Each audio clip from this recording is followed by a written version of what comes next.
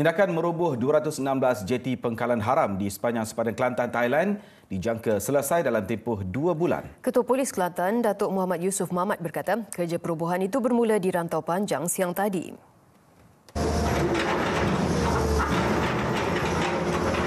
Operasi rintis yang bermula jam 10 pagi ini membabitkan 2 jeti pengkalan haram, iaitu pengkalan MCA dan parking di Pekan Rantau Panjang.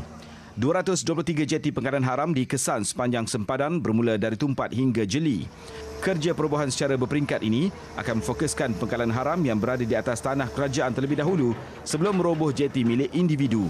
216 adalah di dalam tanah kerajaan dan selebihnya 7 lagi adalah individu. Jadi untuk perobohan jeti-jeti haram ni kita tertumpu dulu di bawah di dalam tanah-tanah kerajaan.